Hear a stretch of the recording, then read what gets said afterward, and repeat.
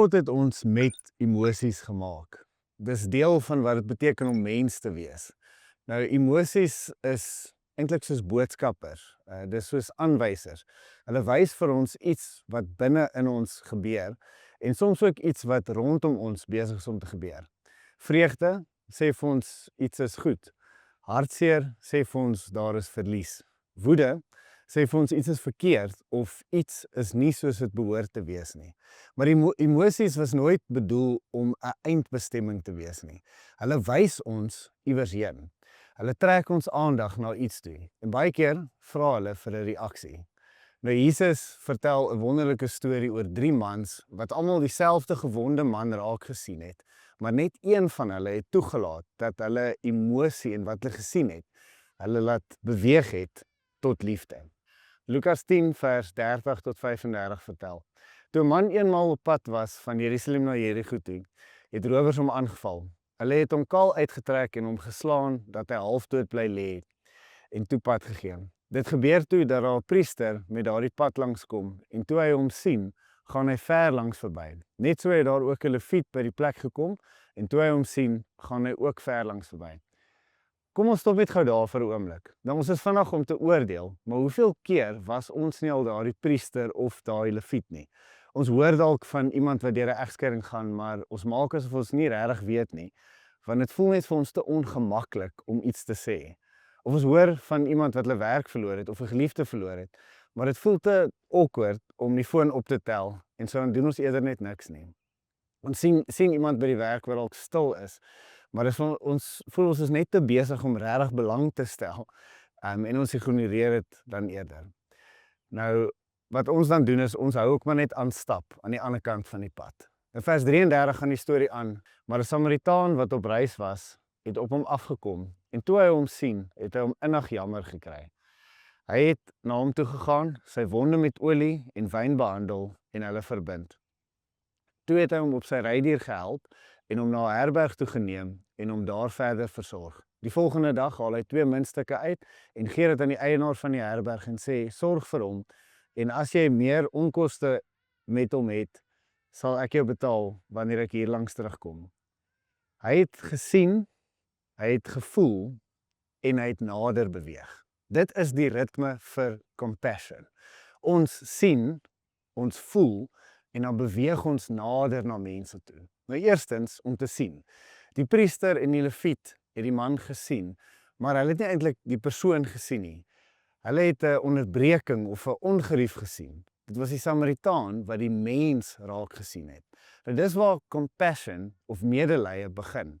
Dis nie 'n groot program of om die regte woorde altyd te hê nie. Compassion begin wanneer ons bewus word van die persoon voor jou, wanneer jy present word by die persoon wat voor jou staan. Nou die kultuur rondom ons leer ons om verby mense te beweeg, om eerder te fokus op ons eie reis of ons eie journey. Maar Jesus leer ons om ander mense se journey, ander mense se reis ook in ag te neem. Tweedens is dit om te voel. Nou dit is waar ons emosies saak maak. Nou wat as 'n emosie soos meegevoel wat die barmhartige Samaritaan gevoel het? Een van die maniere is waarop die Heilige Gees ons bewus maak van iemand anders se nood. Wat as ons nie dadelik ons ongemaklike emosies onderdruk nie, maar toelaat dat daardie emosies iets vir ons kom kommunikeer en ons in 'n rigting inwys. Wat as ons toelaat dat die Heilige Gees selfs deur daardie ongemaklike emosies met ons praat? Dan raak ons nie net bewus van die persoon wat voor ons is nie, maar ons raak ook bewus van die Heilige Gees en van wat hy in daardie oomblik wil doen. Nou derdens is dit om te beweeg na mense toe. Die Samaritaan het nie net gesien nie, hy het nie net gevoel nie, maar hy het nader beweeg. Hy het sy eie reis onderbreek terwille van die gewonde man se reis. En dit is waar compassion liefde word. Wanneer ons emosies ons wys waarheen om te beweeg en ons beweeg nader aan mense. Nou soms is dit 'n oproep of 'n koffie saam iemand. Soms is dit net om saam met iemand te sit in hulle hartseer. En partykeer is dit om praktiese hulp te bied aan iemand. Die woord compassion of medelee beteken om saam met iemand te ly. Dis medelee. Dis om saam met iemand te ly. In Engels is dit to suffer with someone. Nou, compassion of medelee is nie eintlik net 'n emosie nie. Dit is om saam met iemand te kom staan in die oomblik waar hulle besig is om 'n las te dra. En jy sien die Samaritaanse barmhartigheid het hom iets gekos. Dit het hom sy tyd gekos, dit het hom sy gemak gekos en selfs sy geld. Liefde gaan ons iets kos. Nou die punt is eenvoudig dit, is dat elke dag kom ek en jy in kontak met mense wat besig is om 'n las te dra. Nou, hoe sal dit lyk as ons net die persoon voor ons raak sien, bewus word van die persoon voor ons, toe te laat dat ons voel om meegevoel te hê. Raak bewus van wat die Gees dalk vir jou wys deur jou emosies en beweeg dan nader met 'n eenvoudige aksie, selfs al kos dit ons iets. Nou kom ons eindig met Jesus. Jesus was en is die ultimate barmhartige Samaritaan. En ek en jy is die gewonde man wat half dood langs die pad gelê het. Jesus het in ware medelee, ware compassion, het hy na ons toe beweeg. Hy het ons wonde kom behandel met olie en met wyn en hy het ons teruggevat na veiligheid toe.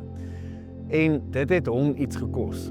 Dit het hom alles gekos. Sy passie vir ons het hom na die kruis toe gelei. Nou as mense wat self sy barmhartigheid ontvang het, mag ons al hoe meer soos hy word.